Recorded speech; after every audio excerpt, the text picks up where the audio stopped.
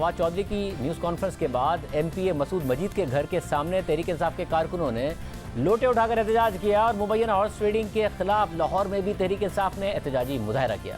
जबकि इसके अलावा हुकूमत और अपोजिशन की जानिब से अपने अपने अराकीन को काबू में रखने के लिए इकदाम किए जा रहे हैं। दोनों तरफ से पूरी तैयारी की जा रही है। अराकीन असम्बली को होटल्स में ठहरा दिया गया है।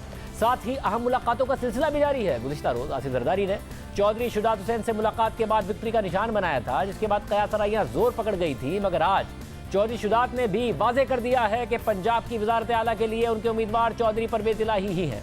लेकिन फिर आज चौधरी शुजात से MKM पाकिस्तान के वफ्द ने खालिद मकबूल सिद्दीकी की सरबराही में मुलाकात की है, जिसमें मुल्की और पंजाब की सियासी सूरत-ए-हाल पर मुशावरत की गई है। मुल्क की सियासत मुसलसल बेयकीनी की जद में है। खासतौर पर पंजाब के ज़िमनी इलेक्शन में शिकस्त के बाद सूबे में नून लीग की सियासत पर सवालिया निशान लग गया है। और ऐसी भी खबरें आ रही हैं कि सूरत हाल को संभालने के लिए नवाज शरीफ ने खुद वापस आने का फैसला कर लिया है। लाहौर के 2 होटल्स में मौजूद अपने नुमाइंदों से हम पहले बात करेंगे, जहां हुकूमत और अपोजिशन ने अपने अपने अराकीन पंजाब असेंबली को ठहराया हुआ है, और फिर बाकी सूरत हाल और पार्टियों का मौक़िफ़ आपके सामने रखेंगे। पहले ज़ीशान बख्श से बात करते हैं।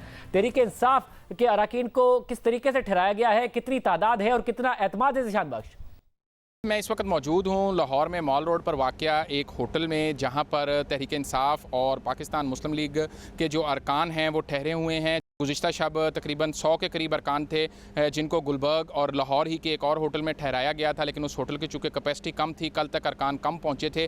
आज जो पंजाब असम्बली में मुश्तरका पार्लिमानी पार्टी का इजलास हुआ, उसमें जो हाज़िरी लगाई गई उसके मुताबिक कहा यह गया है कि 176 अरकान उस इजलास में मौजूद थे, जिसमें आज शाह महमूद कुरैशी जो तहरीक इंसाफ के वाइस चेयरमैन हैं उन्होंने खिताब किया। जबकि आज जो बाकी अरकान हैं वो भी लाहौर पहुँचना शुरू हो गए हैं।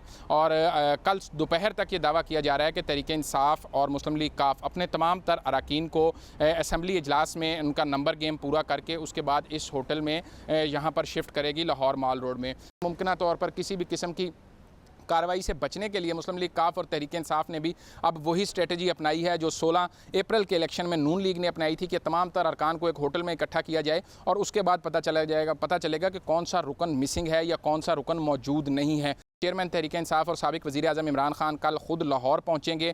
गो कि उनका दौरा कराची शेड्यूल था, उसको अब रीस्केड्यूल किया गया और इमरान खान कल का दिन लाहौर में गुजारेंगे। पार्लिमानी पार्टी के इजलास से खिताब करेंगे, अरकान से इनफरादी तौर पर मुलाकातें करेंगे। साथ ही साथ जो सीनियर अरकान हैं उनकी भी ड्यूटियाँ लगा दी गई हैं। अरकान के ग्रुप्स बनाए जा रहे हैं और किसी भी अरकान को पार्टी क़यादत को आगाह किए बगैर होटल छोड़ने की इजाज़त नहीं होगी। इस होटल में तकरीबन 150 के करीब कमरे बुक करवाए गए हैं और जो सिर्फ लाहौर में जिन अरकान की रिहाइश गाहें हैं उनको इजाज़त है कि वो आज की रात अपने घर पर गुजार सकते हैं। कल ये कोशिश होगी चौधरी परवेज़ इलाही की हिकमत अमली है कि तमाम तर अरकान को होटल में ही रखा जाए और होटल से ही यहाँ से तमाम अरकान PTI की क़यादत के साथ पंजाब असम्बली अपने वोटिंग के अमल का हिस्सा बनने के लिए जाएंगे। शुक्रिया। उस्मान भट्टी से बात करते हैं और वो मौजूद हैं उस होटल में जहाँ पर नून लीग और इत्तेहादियों के अरकान ठहरे हुए हैं। उस्मान भट्टी, इनकी क्या तादाद है और कितना एतमाद है कि ये बचा सकते हैं हमजा शहबाज की वज़ारत आला? इस वक्त मैं लाहौर एयरपोर्ट के करीब जो निजी होटल वाक़ है यहाँ पर मौजूद हूँ और यहाँ पर मुस्लिम नून, पाकिस्तान पीपल्स पार्टी और आज़ाद अरकान सूबाई असम्बली यहाँ पर क़याम पज़ीर हैं। और इस वक्त तक जो अरकान सूबाई असम्बली की तादाद है वो 150 के करीब है और अभी मज़ीद जो अरकान सूबाई असम्बली है वो यहाँ पर पहुँच रहे हैं। जब हमारी नून लीग के जो सीनियर क़यादत है उनसे बात हुई तो उनका ये कहना था कि जो हमारा 179 का नंबर है, हुकूमत और जो उसकी इत्तेहादी जमातें हैं वो तमाम अरकान सूबाई असम्बली यहाँ पर पहुँचेंगे आज, और कल हमजा शहबाज जो वज़ीर पंजाब हैं वो उनसे खिताब करेंगे।